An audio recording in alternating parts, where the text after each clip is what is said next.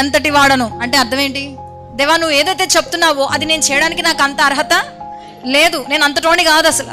ఇప్పుడు మోషేకి దేవుడు చెప్తున్నాడు, మోషే నువ్వు ఎక్కడికి వెళ్ళాలి? గో టు ఈజిప్ట్, ఐగుప్తుకు వెళ్ళు, అక్కడ నా ప్రజలు ఉన్నారు, బానిస బ్రతుకులు ఉన్నారు. ఆ విషయం మోషేకి తెలుసా లేదా? అసలు ముందే తెలుసు కదా ఆయనకి, దానివల్ల వచ్చాడు కదా బయటికి.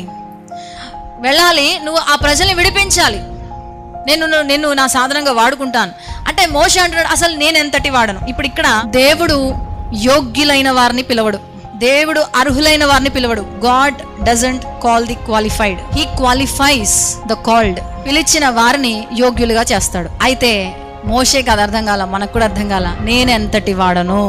ఈరోజు నీ డిక్షనరీలో అది క్యాన్సిల్ చేసి, దేవుని చిత్తము, దేవుని పిలుపు నీలో ఒక తొందర కలుగ చేస్తుందంటే నిన్ను ఏం చేయమని దేవుడు చెప్తున్నాడు. ఆ విషయంలో నీకు చేయాలనున్నా నువ్వు ఎక్కడో వెనక్కి లాగబడుతున్నావు. ఈ అంతరంగ పోరాటం కొన్ని సంవత్సరాలుగా జరుగుతుంది ఆత్మీయుల జీవితంలో.